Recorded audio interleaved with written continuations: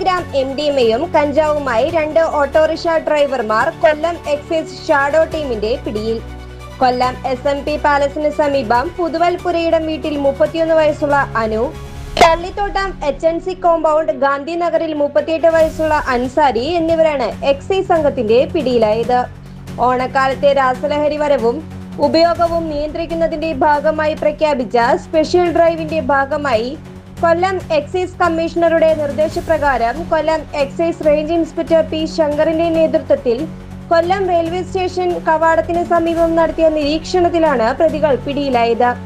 Chinnakada market കോളനികളിൽ വൻതോതിൽ യുവാക്കൾ MDMA അന്യ സംസ്ഥാനങ്ങളിൽ നിന്ന് കൊണ്ടുവന്ന് ചെറുകിട കച്ചവടക്കാർക്ക് എത്തിച്ചു കൊടുക്കുന്നതായി രഹസ്യ വിവരം ലഭിച്ചതിന്റെ അടിസ്ഥാനത്തിൽ Kollam excise range shadow team cyber വിഭാഗവും മാസങ്ങളായി ഈ പ്രദേശം നിരീക്ഷണം നടത്തി വരുന്നതിനിടയിലാണ് MDMA-യും കഞ്ചാവുമായി ഓട്ടോറിക്ഷ ഡ്രൈവർമാർ എക്സൈസ് സംഘത്തിന്റെ വലയിലാകുന്നത്. Assistant excise inspector Anilkumar, preventive officer Jyothi TR, Aneesh Kumar, CEO Saleem, Gokul Gopan, Asif Ahammed, excise driver Santhosh Kumar എന്നിവരടങ്ങുന്ന സംഘമാണ് പ്രതികളെ വലയിലാക്കിയത്. News desk, express news.